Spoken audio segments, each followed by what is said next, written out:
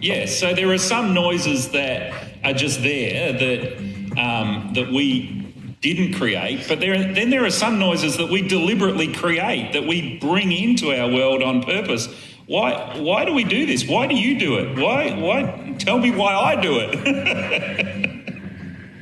I think for me, the biggest reason that we have noise in our life is normally it's relief. It's to distract us from something else going on.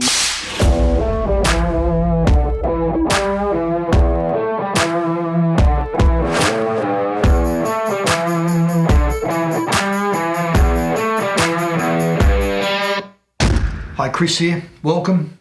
Got very excited the other week. I had the chance to share and to do a talk at my local church. It's a faith community I've been a part of for the last 6 months. And even though it's COVID time and we did it via video link and everything like that, it was just fun to be a part of. I love the chance to craft and create and shape a message or a talk and to share it with people. We had been watching a number of videos by Rob Bell, a Numa series he put together probably in the early 2000s. Actually, the funny thing is, it was probably really the first sort of vlogs that he was making back before that was the sort of thing you put on the internet and you had a YouTube channel for. But they're little 10-minute, 12-minute videos around a topic and him talking and asking questions. And we'll put a link in the description below in case you want to check it out. But I had the topic of noise. What is noise in our life? What does that look like and how does that shape us and what do we do about it?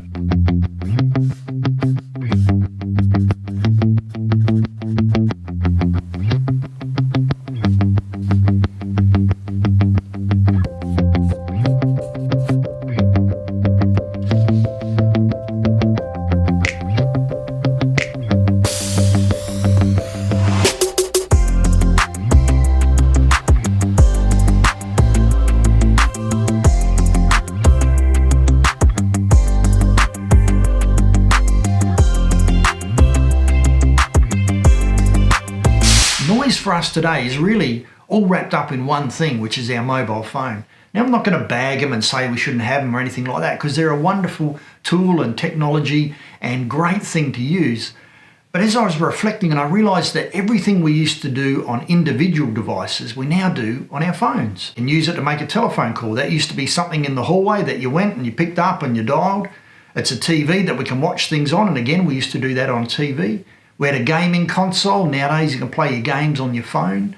You have a computer to do webmail and to do internet surfing and all that. You can do that on your phone. We used to have a camera. Now we do that. We take photos on our phone.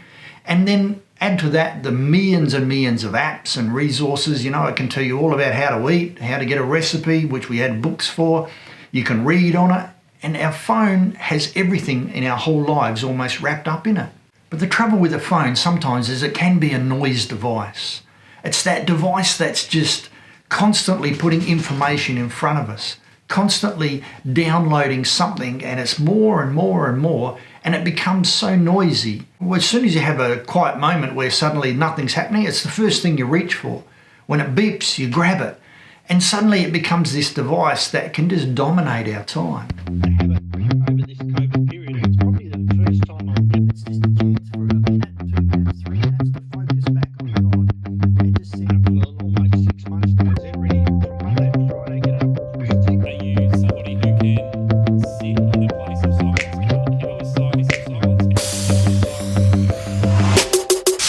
The thing about noise is I find it's a distraction. It's the thing that takes me away from maybe sitting in my feelings, thinking about what's going on, doing a task that I need to do. It's the noise that's just constantly there. I can have music playing, I can be watching something, and in essence, I don't have to do what I was supposed to do or needed to do.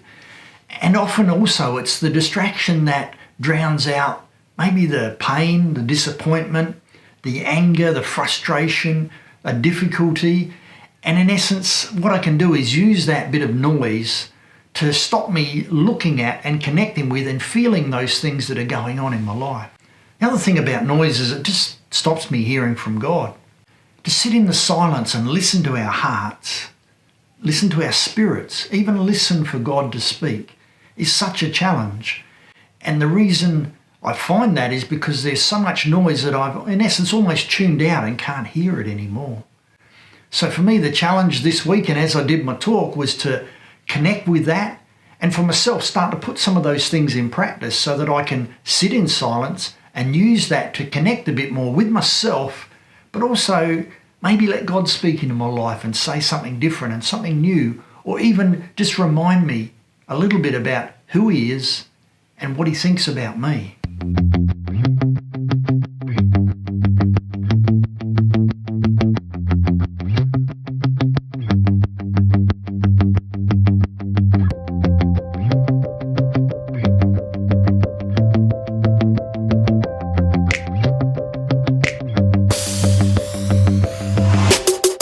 So how do we be silent?